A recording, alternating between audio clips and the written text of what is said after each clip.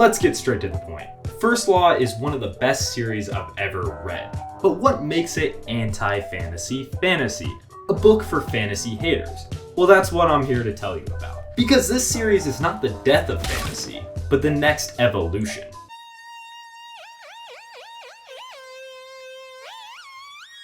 To understand how this can be the next evolution of fantasy, we have to look at another series and TV show, the famous or infamous Game of Thrones and A Song of Ice and Fire.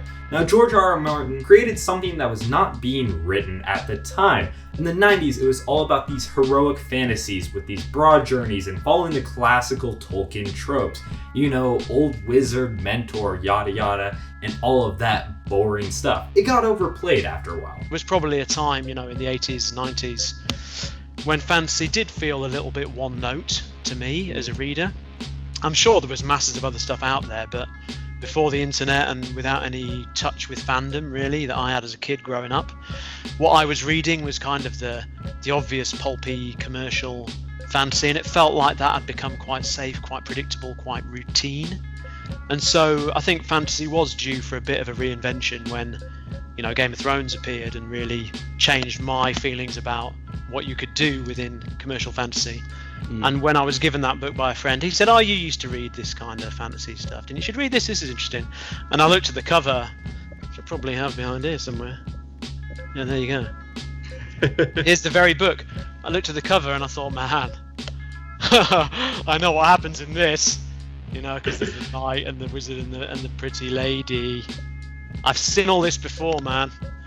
And of course, I got the best kind of shock, and I really saw in Game of Thrones a lot of what I felt had been missing. And so when George broke in and brought grim dark, which if you don't know is grim and dark.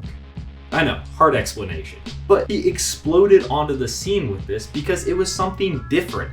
He evolved the genre, taking these tropes and flipping them on their head, taking characters that should be valiant knights like Jaime Lannister and making them evil douchebags. There are no good guys and bad guys, and that intrigued readers at the time. I've always sort of believed that, in a way, plot and setting and cliches and archetypes and all those things don't really need to be original in the broad sweep of things. In fact, it's great when they're very familiar often. But even the very familiar ones can become, new and fascinating when they have that kind of grain of honesty and authenticity. That's what I'm looking for when I read something, I want to hear the author's voice. I want to hear something honest from the author. I don't want some kind of glossy artifice. That doesn't interest me so much. Now, with George's explosion, there came another evolution. I'd call this the Brandon Sanderson evolution. Unique magic systems, crazy world building, and a writing style that's a lot more consumable than the Tolkien's Tom Bombadil poems or George R.R. Martin describing everything that they're gonna eat for 15 pages. That is what the Brandon Sanderson era has brought. Now, he's not the only author, but he is the most popular at this time. But that's where Joe Abercrombie comes in. He takes the gritty realism and amazing deep character work and introspection from Martin and the snappy pacing and unique ideas from Brandon Sanderson's era. I mentioned Game of Thrones earlier, so let's talk about how that comes into play. Because what Game of Thrones did best is it cut the chaff off of A Song of Ice and Fire, taking away those unnecessary sequences and reducing it down to the core elements of what made it great. Some people call the show slow, but I think it was just excellently paced for the famous seasons. We're not talking about the infamous seasons. Because of this ease of consumption, Game of Thrones became the biggest show year after year. And that leads us to Joe Abercrombie. Because reading First Law is like watching Game of Thrones. You get all of the awesome character work, action, political scheming, philosophy, but with a writing style that's both eloquent and accessible instead of feeling like you're getting talked down to.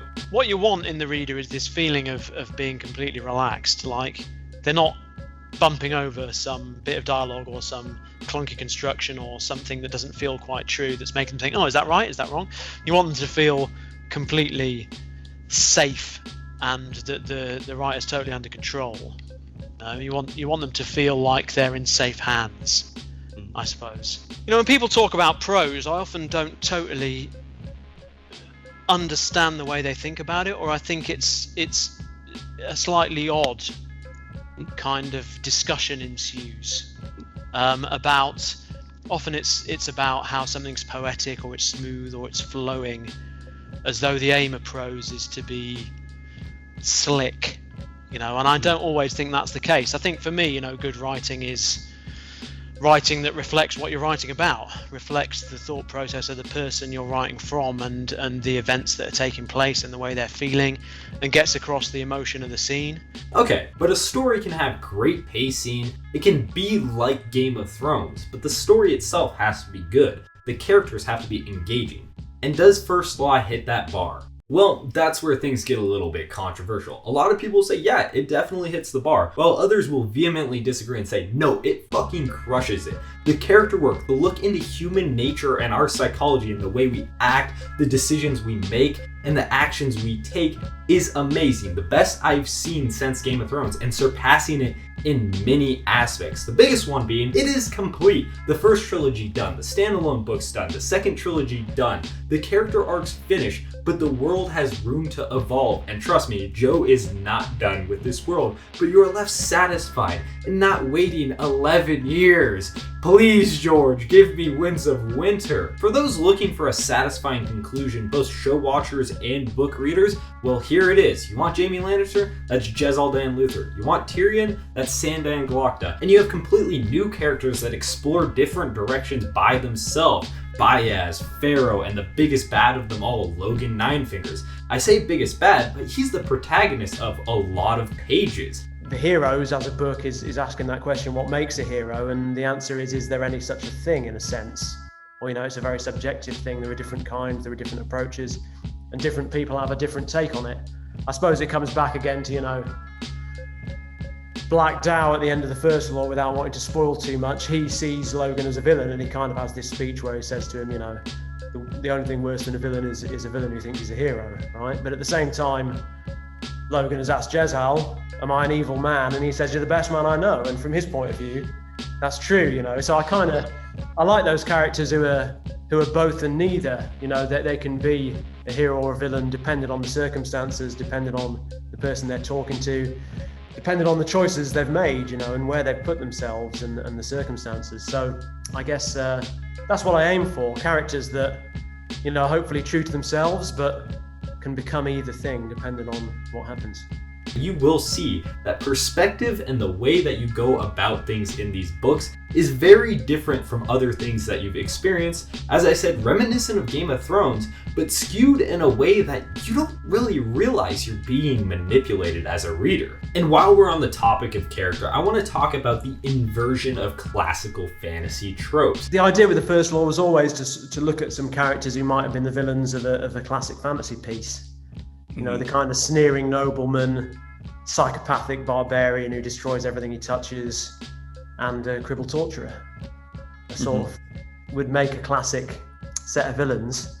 And so it was partly the idea to sort of follow those people and see what makes them tick and what would justify them, because, you get these mustachio twirling villains who don't really have a reason to be evil. They're just bad. People, they're just bad people.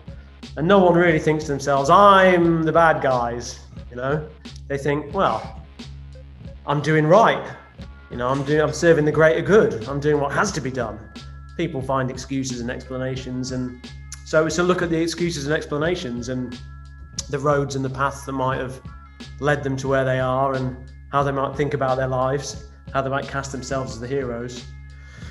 So I suppose that was the thing, really. So, evil, I don't know, evil.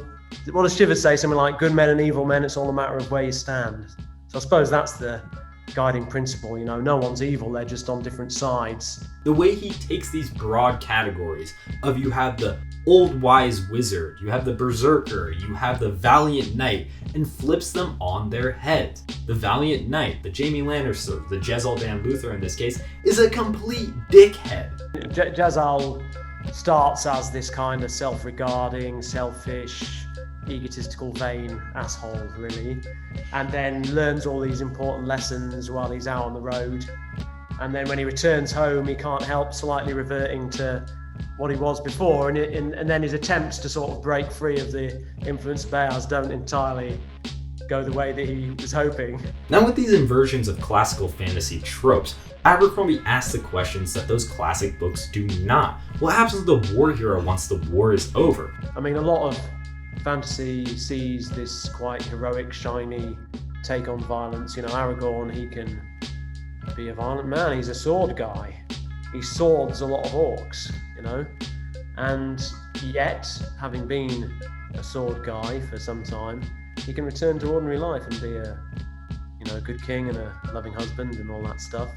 He doesn't really end up with much in the way of consequences. And of course, in real life, people do suffer a lot of consequences. People who are very, very good at murdering other people with edged weapons are often not contributing members of society at other times. And so, you know, Glockter was about consequences of violence. What happens when someone's been, you know, really messed up in war, after war? And Logan, you know, similarly is a guy who is an addict really with violence and can't escape it, and this sort of brings the awful consequences of it down endlessly. You know, Logan sort of makes some strides towards being a better man, which he's obsessed with being, but at the same time he can't really escape what he is and his own addiction to the kind of status of being a violent man, really. He's kind of addicted to violence in the end. What happens to the wizard who's hundreds of years old? Does he act like everybody else, or does he have a skewed perspective, viewing himself as a god? He is not wise and caring. No, he's lived for hundreds of years. Why would he not see all these people as infants, and he knows what to do? He becomes the puppet master of a nation, using his powers of long life and not his magic to gain wealth and influence. I was saying that in the edition of Lord of the Rings that I had growing up, there was a foreword by Tolkien, and he was talking about being asked whether Lord of the Rings was an allegory for the World Wars, and he'd said, you know, if it had been, then Gandalf would have used the ring. And I was like, oh, that's interesting. Yeah, right. And, I think Gandalf is quite a scary character. You know, he has a divine mission, so he is right. He is right, he's absolutely right. You never have to doubt that he's right. But if you were to doubt that he's right, he very quickly becomes quite a terrifying figure. So, you know, that was some of the inspiration right there. Or the woman who's been slaved and tortured, should she not be righteous and moral, or is her revenge mission justified? One of my favorite prevalent themes throughout all of the books is that wealth and status are much more important than strength of arm or skill with magic.